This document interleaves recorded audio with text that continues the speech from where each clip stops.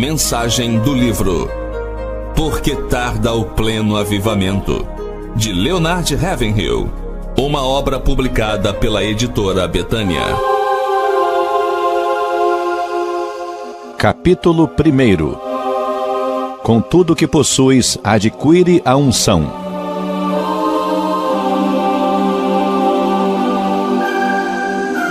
Na igreja moderna, a reunião de oração é uma espécie de Cinderela. Essa serva do Senhor é desprezada e desdenhada, porque não se adorna com as pérolas do intelectualismo, nem se veste com as sedas da filosofia, nem se acha ataviada com o diadema da psicologia, mas se apresenta com uma roupagem simples da sinceridade e da humildade, e por isso não tem receio de se ajoelhar. O mal da oração é que ela não se acha necessariamente associada a grandes façanhas mentais. Não quero dizer, porém, que se confunda com preguiça mental. A oração só exige um requisito: a espiritualidade. Ninguém precisa ser espiritual para pregar, isto é, a preparação e pregação de um sermão perfeito segundo as regras da homilética e com exatidão exegética não requer espiritualidade.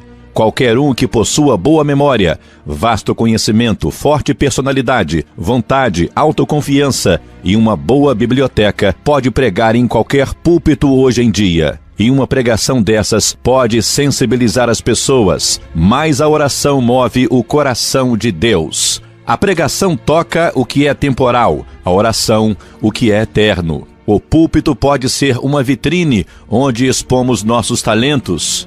O aposento da oração, pelo contrário, desestimula toda a vaidade pessoal. A grande tragédia de nossos dias é que existem muitos pregadores sem vida no púlpito, entregando sermões sem vida a ouvintes sem vida. É uma lástima. Tenho constatado um fato muito estranho que ocorre até mesmo em igrejas fundamentalistas: a pregação sem unção. E o que é unção? Não sei, mas sei muito bem o que não é ter unção, ou pelo menos sei quando não estou ungido.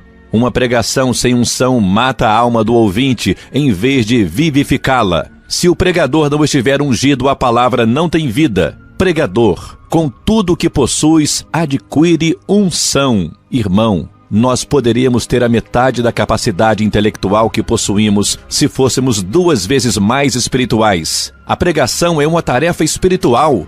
Um sermão gerado na mente só atinge a mente de quem a ouve, mas gerada no coração, chega também ao coração. Um pregador espiritual sob o poder de Deus produz mentalidade espiritual em seus ouvintes. A unção não é uma pombinha mansa esvoaçando a janela da alma do pregador. Não, pelo contrário, temos que batalhar por ela e conquistá-la. Também não é algo que se aprenda, é bênção que se obtém pela oração. Ela é o prêmio que Deus concede ao combatente da fé que luta em oração e consegue a vitória. E não é com piadinhas e tiradas intelectuais que se chega à vitória no púlpito, não. Essa batalha é ganha ou perdida antes mesmo de o pregador pôr os pés lá. A unção é como dinamite. Não é recebida pela imposição de mãos, nem tampouco cria mofo se o pregador for lançado numa prisão. Ela penetra e permeia a alma, abranda e tempera. E se o martelo da lógica e o fogo do zelo humano não conseguirem quebrar o coração de pedra, a unção o fará.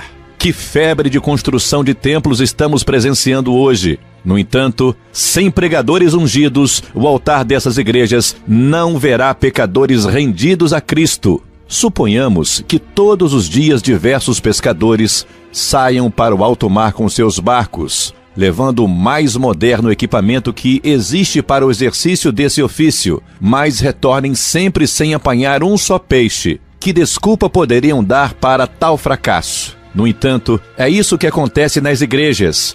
Milhares delas estão abrindo as portas dominicalmente, mas não veem conversão. Depois tentam encobrir sua esterilidade, interpretando textos bíblicos a seu bel prazer. Mas a palavra de Deus diz: assim será a minha palavra, a que sair da minha boca, essa não voltará para mim vazia. E o mais triste em tudo isso é que o fogo que devia haver nesses altares encontra-se apagado ou arde em combustão muito lenta. A reunião de oração está morrendo ou já morreu. Com a atitude que temos em relação à oração, estamos dizendo ao Senhor que o que Ele começou no Espírito, nós terminaremos na carne. Qual é a igreja que pergunta a um candidato ao ministério quanto tempo ele passa diariamente em oração?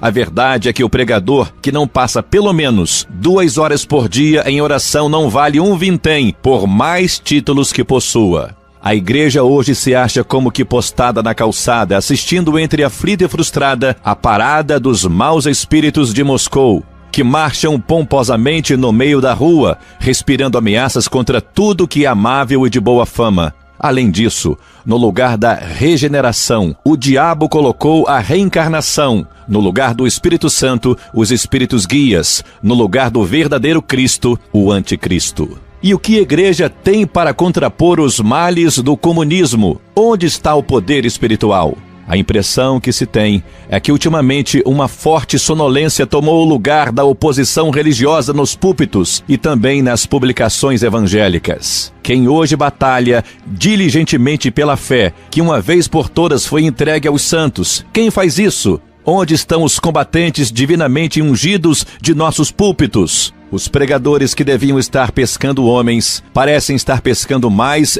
o elogio deles. Os que costumavam espalhar a semente, agora estão colecionando pérolas intelectuais. Imagine só, semear pérolas num campo. Chega dessa pregação estéril, espiritualmente vazia, que é ineficaz, porque foi gerada num túmulo e não num ventre, e se desenvolveu numa alma sem oração, sem fogo espiritual. É possível alguém pregar e ainda assim se perder, mas é impossível orar e perecer. Se Deus nos chamou para o seu ministério, então, prezados, irmãos, amados ouvintes, insisto em que precisamos de unção. Com tudo o que possuis, adquire a unção. Senão os altares vazios de nossas igrejas serão exemplos vivos de nosso intelectualismo ressequido.